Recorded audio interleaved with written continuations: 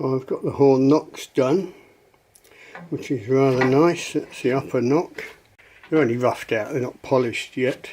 And there's the lower knock, but can we spot the deliberate mistake? Oh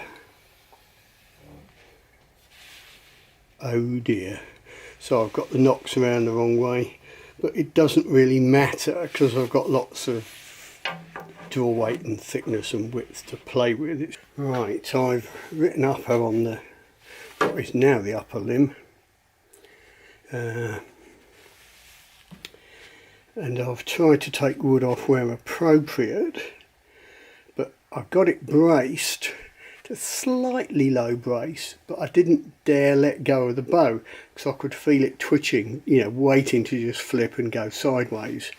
It was a bit like trying to hold a cat, you know, it was just waiting to go.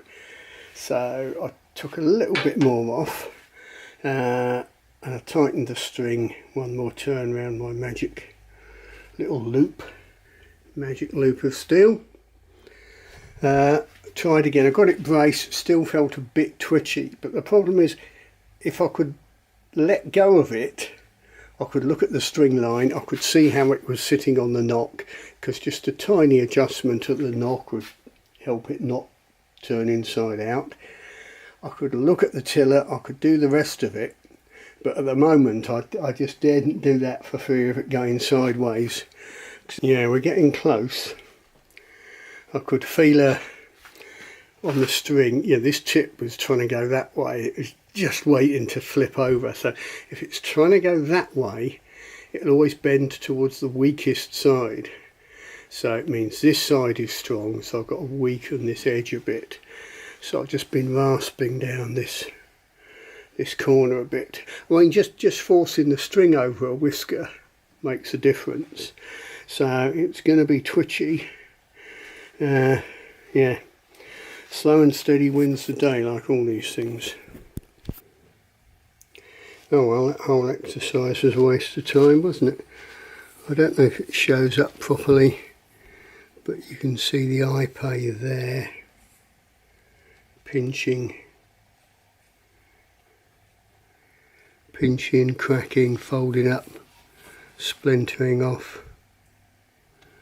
I can get my fingernail under there, look. There you go. So just no point carrying on. I mean, that's no good at all. I did notice with the Ipe the grain didn't run very straight.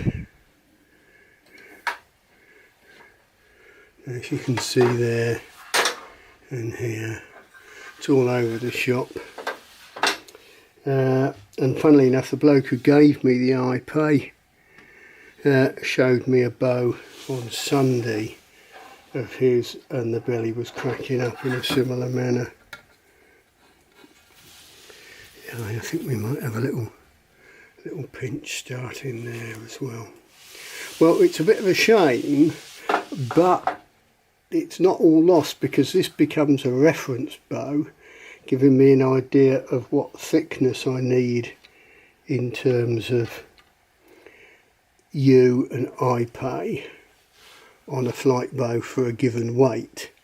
Yeah, I'm a bit upset because I just had it to a brace. I just got it stable, and I could see the upper limb was way too stiff. But yeah, I think it's just a bit overstressed. Yeah, rub some chalk on that and wipe it off. See if that shows it a bit better. Yeah, I mean, that's just waiting to collapse. Also, I think this is where one of my internal splices was, which doesn't help matters. Obviously there's a lot of strain there, but it would have been nice to... I mean, I could put it on the tiller now, but because of that it's sort of distorting the whole shape of the bow, and it doesn't really show a fat lot except for a stiff upper limb, which would have been a stiff lower limb if I got the horn knocked on around the right way. But that was never going to get to full draw, was it? That was just going to crumple. Oh well, there you go, boys and girls. I hope that wasn't too depressing.